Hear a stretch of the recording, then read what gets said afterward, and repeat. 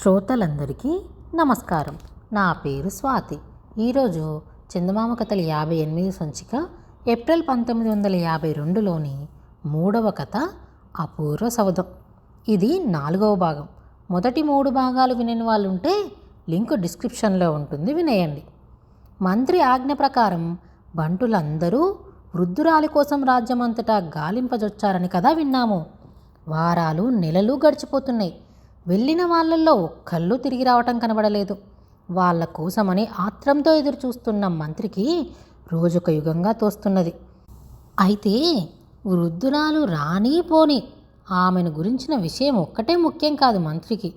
రాత్రింబవళ్ళు అతని దృష్టిని ఆకర్షిస్తూ ఉన్న విషయాలు ఇంకా అనేకం ఉన్నాయి. అవతల పసివాని మరణంలో గల మర్మమేమిటో కనిపెట్టాలి. యువతల రాణి మరణానికి గల కారణాలేంటో కనిపెట్టాలి. ఈ విధంగా తను కోరి భుజస్కంధాలపై పెట్టుకున్న బాధ్యతలు మిక్కుటమైనవి, అపారమైనవిన్ని. అటువంటప్పుడు మంత్రికి నిద్ర పట్టకపోవటంలోనూ తిండి నోటికి పోకపోవటంలోనూ ఆశ్చర్యమేముంది? ఏ క్షణాన ఏమి వార్త వింటామా అని అతడు చెవులు రిక్కించుకొని ఉన్నాడు. ఎప్పుడు తన భటులు వస్తారా అని కన్నులు రెప్పవాల్పక చూస్తూ ఉన్నాడు. ఇక అతని బుద్ధి విశ్రాంతి ఎరగక ఎన్ని విధాల ఎంత చురుకుగా పనిచేస్తున్నదో నోటి మాటలతో చెప్పటానికి వలను కాదు. ఇటువంటి మనోవేదనతో మంత్రి ఉన్నట్టే ఉండి ఒకనాటి రాత్రి ఒంటిపాటుగా వైద్యుడి బంధింపబడిన గదికి వెళ్ళాడు. తల్లిదండ్రులుగా ఎంచుకున్నటువంటి దేవప్రియ, కృపాసింహులు మరణించటంతో ఆస్థాన వైద్యుడు మానసికంగా కృంగిపోయాడు. పైగా ఇప్పుడు తలవని తలంపుగా తనపై వచ్చి పడిన అపనిందతో ఘరానాగా బ్రతుకుతూ వచ్చిన ఆస్థాన వైద్యుడు కేవలము జీవచ్ఛవమే అయిపోయాడు. ఈ స్థితిలో ఉన్న వైద్యుణ్ణి ఏమని పలకరించటం? మంత్రికి ఏమీ మనస్కరించింది కాదు. నిజానికి వైద్యుని మనసు ఏమైనా మారిందేమో కనిపెట్టుదామని, ఆయన వల్ల ఏమైనా కొత్త భోగట్టాలు తెలుస్తాయేమో తెలుసుకుందామని అనుకున్నాడు మంత్రి. కానీ మంత్రి కనబడ్డంతోనే వైద్యుడు రాజుని రాణిని జ్ఞాపకం చేసుకొని వలవలా ఏడ్చాడు. అప్పుడు మంత్రి ఆయన్ని ఊరడించవలసి వచ్చింది. ఇంతటితో వైద్యుడు నిర్దోషి అని మరొకసారి మంత్రికి రూఢి అయిపోయింది. అక్కడి నుండి అతడు దాదిని బంధించిన గదికి వెళ్ళాడు. రాత్రివేళ ఒంటిపాటుగా వచ్చిన మంత్రిని చూస్తూనే ఆమె బిత్తరపోయింది. అయినా అంతలోని తమాయించుకొని నిబ్బరపడింది. దాది, మన రాజవంశం ఎంతలో ఎలా అయిపోయిందో చూసావా అంటూ సానుభూతి చూపాడు మంత్రి. విషపూరితమైన పాలు కళ్ళ ఎదుట స్పష్టంగా కనబడుతూ ఉండగా రాణి మరణం కేవలము దైవమాయ అని ఎవరు నమ్ముతారు అని మొదటి నుంచి తనకు పట్టుకున్న సంశయం వెలుబుచ్చాడు. ఆమెకు, ఆస్థాన వైద్యుడికి ఈ విషయంలో ఉండే బాధ్యత ఎంతటిదో వివరించాడు. వారిద్దరినీ అదుపులో ఉంచవలసి వచ్చిన కారణాలు విప్పి చెప్పాడు. కృపాసింహుని కుటుంబ గౌరవం నిలపడం మనందరికీ విధి అంటూ ఆమెకు రాజనీతి బోధించాడు. చివరకు ఎన్నో విధాల ఆమెను లాలిస్తూ, దాది, ముక్కు మొహమెరుగని ఆ వృద్ధురాలికి మనతో సంబంధమేముంది? ఆమె వచ్చి బిడ్డ పాలలో విషం కలిపిందంటే న్యాయమూర్తులు నమ్మలేకున్నారు. మీ ఉభయుల మీద అనుమానం బలీయంగా ఉన్నదని, ఒకవేళ ఉరిశిక్ష కూడా విధింపబడవచ్చునని వదంతులు ప్రబలంగా ఉన్నాయి. ఈ మాట చెప్పడానికే ప్రత్యేకించి పనుగట్టుకు వచ్చాను. ఇప్పుడైనా దాపరికం లేకుండా నీకు తెలిసిన నిజం చెప్పితివా? ఉరిశిక్ష తప్పించగలను అని అభయమిచ్చాడు. ఎంత ఊపి చూసినప్పటికీ దాది రవ్వంతైనా బెసగలేదు. అతడు చెప్పేదంతా చెప్పనిచ్చి చివరికి ఆమె నిదానంగా, స్వామి, నాకు తెలిసింది తోచింది చెప్పాను. అప్పుడొక మాట ఇప్పుడొక మాట చెప్పేదాన్ని కాను నేను. వృద్ధురాలు రాకుండా ఎక్కడికి పోతుంది? ఏనాటికైనా వచ్చే తీరుతుంది. రానివ్వండి. వస్తే కానీ నిజానిజాలు తేలటానికి ఏమీ సావకాశం లేదు.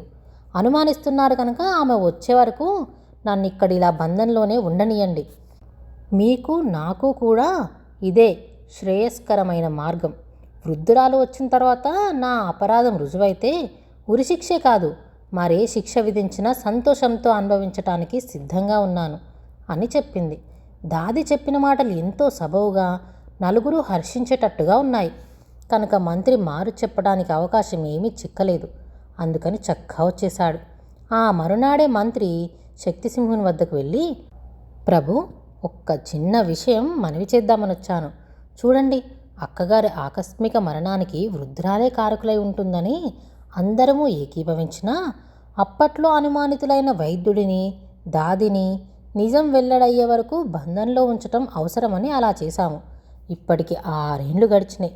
ఆ వృద్ధురాలొచ్చే జాడ కనిపించలేదు. ఆఖరి ప్రయత్నంగా నేను గత రాత్రి దాదిని, వైద్యుణ్ణి కలుసుకున్నాను.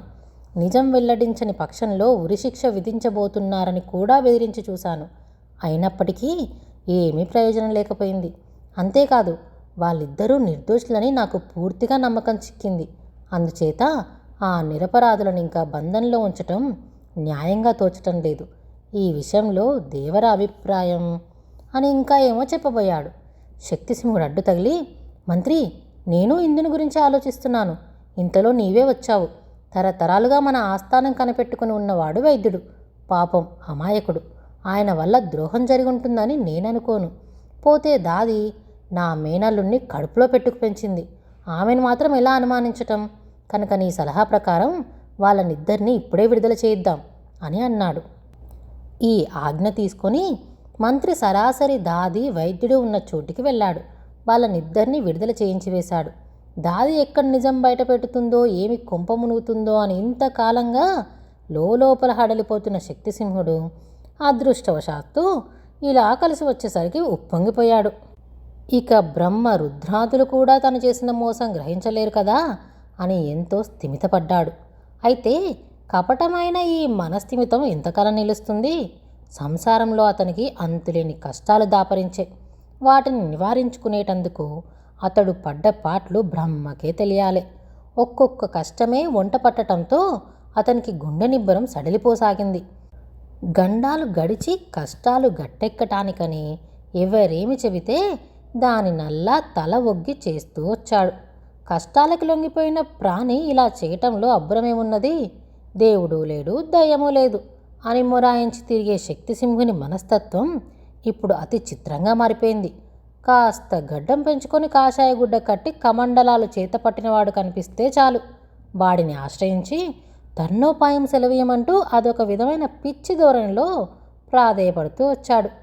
ఏ పుట్టలో ఏ పామున్నదో, ఏ మహాత్ముల్లో ఏ మహిమ ఉన్నదో అనే గుడ్డి నమ్మికతో అతడు తోవన పోయే సాధువులందరినీ పిలిచి వారి వల్ల జ్ఞానబోధలు వింటూ ఉండేవాడు. తన పుణ్యం కొద్దీ ఏ మహానుభావుడైనా వస్తాడా, మనశ్శాంతి కలిగిస్తాడా అని అనుక్షణము అలా నిరీక్షిస్తూనే ఉన్నాడు. ఇలా తప్పించిపోతూ ఉన్న శక్తిసింహుడి భవనానికి ఒకనాటి ఉదయం ఒకానొక యోగి పుంగవుడు విచ్చేశాడు. కాపలా వాళ్ళనైనా లెక్కబెట్టకుండా చరచరమంటూ భవనంలోకి పోబోయాడు. అయితే కాపలా వాళ్ళు అడ్డుకున్నారు. కానీ అంతలోనే అదృష్టవశాస్తు శక్తిసింహుడు ఆ ఛాయలకు రావటం తటస్థించి అతడే స్వయంగా ఆ యోగి పుంగవుని తనతో కూడా భవనంలోకి తీసుకుపోయాడు. ఈ యోగీశ్వరుని వేషభాషలు అసామాన్యంగా కనిపెట్టినాయి. చూడగా ఇంతవరకు వచ్చిన యోగీశ్వరులందరూ ఒక ఎత్తు, ఇప్పుడు దర్శనమిచ్చిన ఈ మహానుభావుడు ఒక్కడూ ఒక ఎత్తు అనిపించింది శక్తిసింహుడికి. ఏమంటే ఇంతవరకు వచ్చిపోయిన సాధువులందరూ తన జీవిత విశేషాలలో ఒక్కటైనా తప్పిపోకుండా చెప్పలేకపోయారు. కానీ ఇప్పుడు ఈ మహానుభావుడు ఇంతటివాడో కానీ పలికిన పలుకులన్నీ ఆనిముత్యాలే. మచ్చునకైనా ఒక్క వాతప్పు కనిపించలేదు. శక్తిసింహుడి చరిత్ర అంతా పుస్తకంలో పత్రాలు తిరిగి వేసినట్టు గబగబా చెప్పుకొని పోయాడు యోగి పుంగవుడు. తన్మయుడైపోయాడు శక్తిసింహుడు. అతడి మనసులోని వాంఛలన్నీ ఏకరు పెట్టాడు యతీశ్వరుడు. కుటుంబంలో కలిగిన కష్టాలన్నిటినీ పూసగుచ్చినట్టు వెల్లడించాడు. తన జీవితంలోని ఒక్కొక్క అంశమే చెబుతూ ఉంటే శక్తిసింహుడి శరీరం కంపించిపోయింది. ఇంతకాలంగా బ్రహ్మకు కూడా తెలియనీయకుండా దాచిపెట్టుకొనగలిగానని అనుకున్న శక్తిసింహుడు తన గుట్టుమట్టుల్ని యతీశ్వరుడు వెలిబుచ్చటంతో నిస్తబ్దుడైపోయాడు. ఈ యతీశ్వరుడు తన తపఫలం కొద్దీ ప్రత్యక్షమైన దైవంలాగా కనిపించాడు. ఈ మహానుభావుని నోటి వెంట వచ్చే ఒక్కొక్క మాట ఒక్కొక్క మంత్రంలాగా వీణుల విందుగా కనిపించింది. మరి దేవుని ఎదుట దాపరికమేమిటి? మహాత్మా, నేను చేయని పాపం లేదు. రాజ్యకాంక్షతో నా బావమర్ది కుటుంబమే నామరూపాలు లేకుండా నాశనం చేసిన మహాపాపిని నేను చేసుకున్న మహాపాతకాలే నన్ను చుట్టుకొని ఈ జన్మలోనే కట్టికొడుపుతున్నాయి అంటూ సమస్త విషయాలు మాయా మర్మం లేకుండా ఆయనతో చెప్పివేశాడు.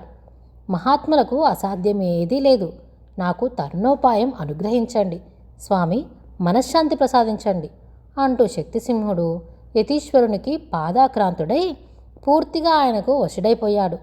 తన దుష్ట చింతలకు దుర్నయాలకు సిగ్గుపడి తల వంచుకున్న శక్తిసింహుణ్ణి, పశ్చాత్తాపంతో కన్నీటి దారలు రాల్చే శక్తిసింహుణ్ణి కనికరించినట్టుగా ఒక్క దయారసమొలికే చూపు చూశాడు యతీశ్వరుడు. కొంచెంసేపు ఆలోచనలో మగ్నుడయ్యాడు. తరువాత పాప పరిహారార్థం ఆచరించవలసిన కొన్ని ప్రక్రియలు సూచించాడు. ఇలా చేస్తే మేలు కలుగుతుందని చెప్పి దీవించాడు. ఆ రోజుకి ఉండిపోమ్మని శక్తిసింహుడు ఎంతగానో బ్రతిమిలాడాడు. కానీ యతీశ్వరుడు, మరొక్కప్పుడు మళ్ళీ దర్శనమిస్తాము. లోకహితం కోసం సంచారం చేయవలసిన విధి మాది. ఒక్కచోటనే ఇంతకాలం ఉండటం పాడి కాదు అని చెప్పి గడ్డం సవరించుకుంటూ వేగిరిపాటుతో లేచాడు. సంపూర్ణమైన భక్తి వినయాలతో శక్తిసింహుడు ఆ మహానుభావుని కోట ద్వారం వరకు స్వయంగా సాగనంపి ఆయన వద్ద సెలవు తీసుకున్నాడు. తొందరగా పోతూ ఉన్న యతీశ్వరునికి టకీమని గుమ్మం తగిలింది. తడబడ్డాడు. ఆ తడబాటులో ఆయన మొలనున్న బాకు కింద పడింది. అది పడిపోవటం గ్రహించాడాయన. అయితే ఒక్క క్షణమైనా జాగు చేయక ఆయన వెనుతిరిగి చూడకుండా అక్కడి నుండి చరచరా తన దారిన తను వెళ్ళిపోయాడు. కింద పడిన బాకు కంటపడగానే ఫారావాళ్లలో ఒకడు కంపించిపోతూ కంగారుగా పోయి దాన్ని శక్తిసింహుని ముందు ఉంచాడు. మరొక ఫారావాడు ఆ యతీశ్వరుని వెంటపడ్డాడు. యతీశ్వరుని కరుణ వల్ల ఇక మంచి రోజులు వస్తాయి కదా అని సంతోషపడుతున్న శక్తిసింహునికి బాకు కంటపడగానే మతి చెలించింది. బాకు అటూ ఇటూ తిప్పి చూశాడు. దానిమీద పేరు చూడ్డంతోనే అతని హృదయంలో అగ్నిపర్వతం పగిలినట్టయింది. వెర్రిగా కేకలు ప్రారంభించాడు. దొంగ, దొంగ, గజ దొంగ, పట్టండి, పోండి, పట్టుకోండి, సాధువును పట్టి తేండి, పోండి అంటూ రంకెలు వేస్తూ కూర్చున్న చోటనే సోలిపోయాడు. రాజాజ్ఞను శిరసావహించి ఆస్థానపు అశ్వికులు పంచకళ్యాణిల వంటి గుర్రాల మీద దౌడు తీసుకుంటూ పోయి సాధువును పట్టబోయారు. అన్నీ సిద్ధపరచుకొని వచ్చినవాడు సాధువు కనుక బాకు జారిపోవటంతోనే అంచీల మీద ఎగిరిపోయాడు. అయినా శక్తిసింహుని అశ్వికులు తోడా వేసుకున్న వాళ్ళు.